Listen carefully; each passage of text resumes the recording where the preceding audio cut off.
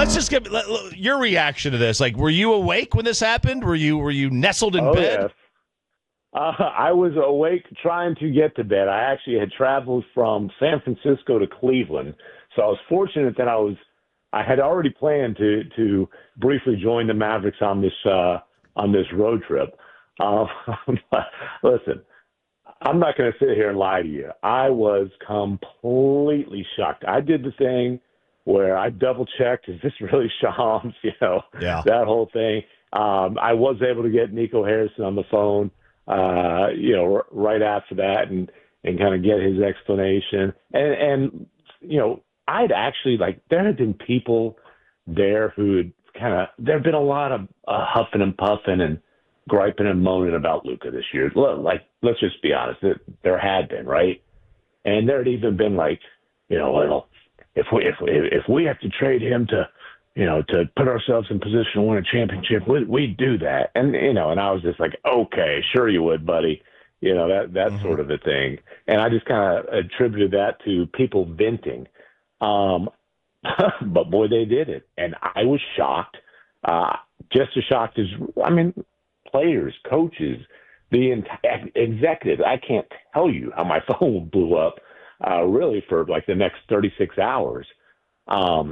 It was the most shocking trade in NBA history for the simple reason that you have never seen a player with that resume at age 25 who did not want to be traded get moved. You've never seen a team decide to dump a first-team All-NBA selection, 5-time first-team All-NBA selection at the age of 25, entering his prime. You've never seen a team decide to dump that level of superstar, and that's exactly what happened here. Tim, this news over the weekend made me so sick that I'm only just now getting back into the. Listen, I hope you're feeling better than you were a few minutes ago. I'm going to be standing for the rest of this one. I'm not going to sit down. I know that. So, Tim, I'm curious. You just mentioned how shocking it was. What is the most surprising aspect of this? The very simple fact that they traded him. The fact that they only talked to the Lakers, apparently, or the fact that they played this so close to the vest that they're saying they didn't even tell Jason Kidd or Kyrie Irving this was going on. Yeah, and I'll be honest with you. I'm a little suspicious that J. Kidd had no idea. Certainly J. Kidd was among the many who had been extremely frustrated with Luka. Having said that, the most surprising thing is that you traded a generational talent as he's approaching his prime. That is what makes this shocking, and then the rest of the stuff, you can argue about the process. Certainly, I've heard from a lot of people in the league, and one thing I've actually heard a lot of is, hey, I understand wanting to move on from Luka. I understand wanting to get out of the Luka business, but you have to maximize the value of the return, and the criticism is that they didn't do that. Now, the counterpoint from Nico is, hey, we didn't just want to move on from Luka. We wanted to get Anthony Davis, and obviously this guy's got an incredible resume as well. I hear the people saying, yeah, he's 6 years older too, and that is a plain and simple fact. But, they targeted Anthony Davis as the guy that they wanted. And so, in their mind, there was not only no need to, open up the bidding to other teams, but a desire not to, because they didn't want a circus while this whole thing was unplanned. They didn't want to, have a Jimmy Butler-esque kind of situation. Very different personalities, but you know what I'm saying, just a daily saga. Personally, I think it's hard to stomach not being able to squeeze every bit of value out of the Lakers. The fact the Lakers had 2 available first-round picks, the Mavericks only got 1. We can even discuss hey, they've got Dalton Connect, a nice rookie prospect. You couldn't have gotten him in the deal. And, talking to other general managers around the league, there is some who are saying, okay, you had that Lakers deal bird in hand. Why don't you take that and shop it?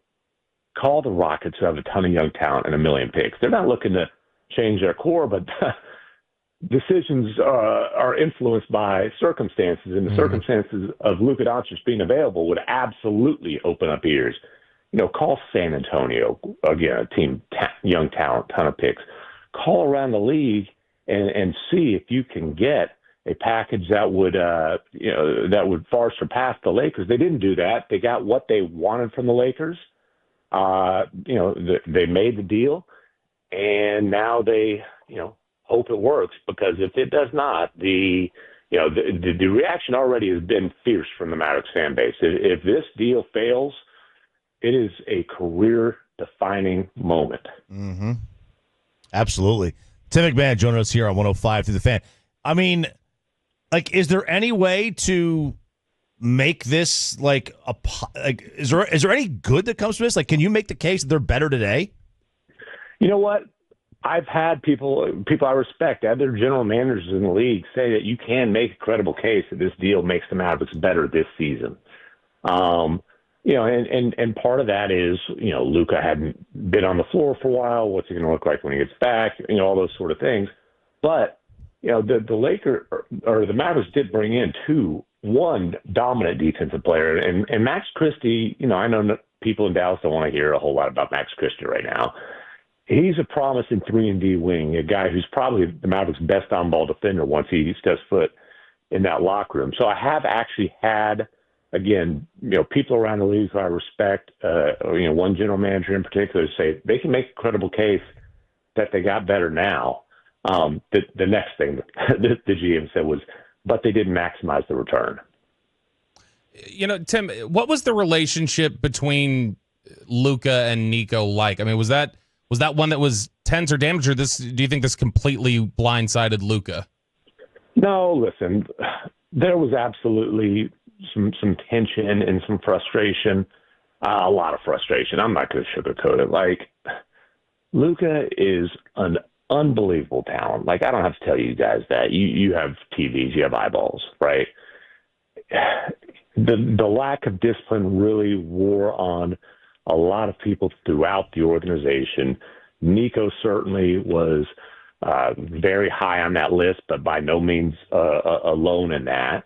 I can just tell you that, when Luka strained his calf on Christmas Day, there wasn't a big feeling of sympathy throughout the organization. It was, man, this is what happens when you don't care about condition, when you don't care about diet.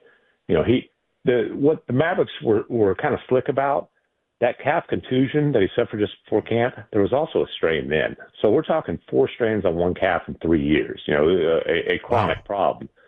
And then after that, you remember he missed all of camp, he missed all of preseason, and he wasn't taking care of his body at that time. Look, Luka is such an unreal talent that he can average 28, 8, and 8 and play like crap. It's true. I mean that. It is absolutely incredible the way this guy can play, by his standards, awful basketball and still put up numbers that 99% of the league would love to have. But that's exactly what you got from Luka early in the season. He was playing terrible basketball. Down the stretch of games, the shot selection was awful. The defense was abysmal. Fatigue was a massive issue. He was playing in the high 260s. Yikes. All these things are related. You know what I mean? And so then he has the right wrist sprain.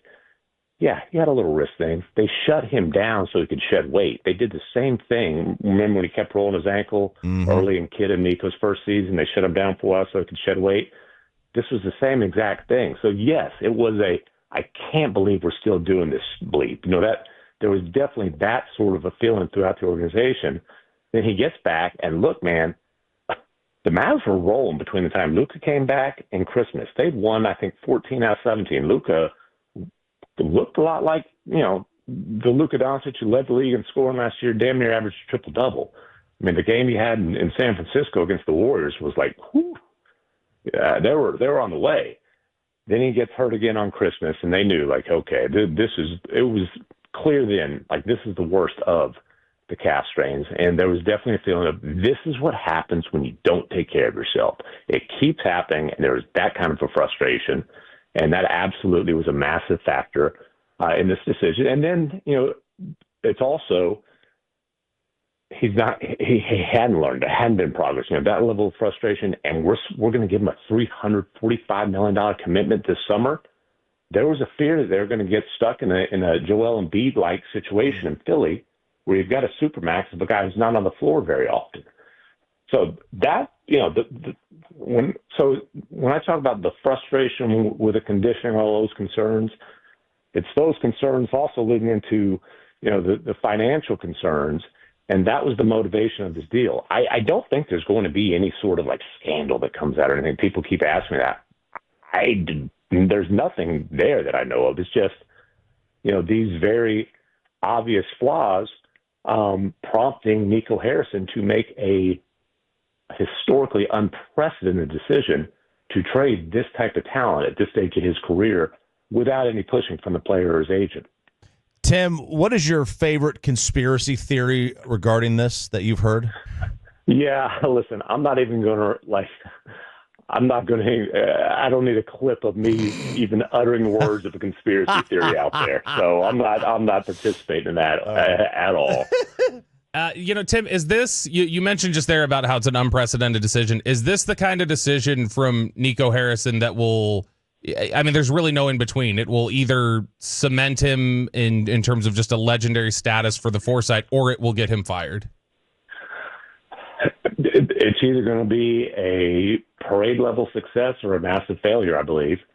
I guess there's a middle ground, and the middle ground would be it doesn't bring a championship to Dallas, but Luka doesn't fulfill his potential with the Lakers, and he's, the kind of the Embiid type situation that I mentioned plays out. I guess there could be a middle ground, but there's no middle ground in people's feelings about it right now. That's for sure. And obviously, this is a deal that is a massive risk for no other reason that it was horribly received by the Mavericks fan base. I mean, I saw the protests and the kind of little impromptu shrine to the AAC, and obviously I've seen a bunch of stuff online, and I get it, man. Some franchises never get a talent like this, and to have him for 6.5 years to experience a lot of success. They just came off a finals appearance. He led a pretty much a completely different cast to a conference finals just a few years ago as well. 5-time first-team All-NBA. You feel like the prime's just about to begin. I understand the frustration from the fans. Nico says he thinks that if they win, the frustration will go away, and I think they'll have to win pretty big for that to happen. Is this, you've covered sports in Dallas outside of just the Mavericks throughout your career? Is this the biggest, most vitriolic reaction you've seen from a fan base in Dallas over a decision in the DFW area? Ooh, that's a good question. There's not another one that immediately comes to mind. I can say that. I feel like with the Cowboys and with Jerry, it's just kind of like a constant vitriol. So I can't think of slow burn. Yeah, and I guess you probably have to go back to the divorce with Jimmy Johnson, right? Mm-hmm. I would say firing a coach who just won 2 or whatever. I don't know. I don't even remember if it's technically whatever. Moving on from a coach voluntarily who had just won 2 Super Bowls. I don't recall that vividly. Frankly, I was shipped off to a boarding school at the time, but I'm sure there was. But it was a different world then too. You couldn't just pick up a phone and start scrolling and see it all. You know what I mean? So in the modern times, I can't think of anything that can compare with this. Tim, before we let you go, how many titles did the Mavs win with AD? How many does Luka get in LA? Listen, I try to stay out of the prediction business. Is one enough? If the Mavs win 1 with AD, is that enough to calm the? If my buddy Brian Windhorst, a fan favorite among Dallas fans, even more so than me, I would say. He's got a saying that winning a championship means you never have to apologize, and that does apply. If they win a championship with AD, then the trade was a success. There's been 1 championship in franchise history. If they match that, the trade's been a success. Having said that, if you ask me who's got better odds, Luka in LA or AD in Dallas, it's going to be Luka in LA simply for the fact that he's going to have a longer runway. Plus, there are obviously some clear advantages to building a championship team with the most glamorous franchise in the league in a place where everybody wants to live. Having said that, the Lakers aren't winning a championship this year. Yeah, you're probably right. Hey, man, love you. Thank you for coming on. We appreciate it. I know you're busy. I appreciate you guys.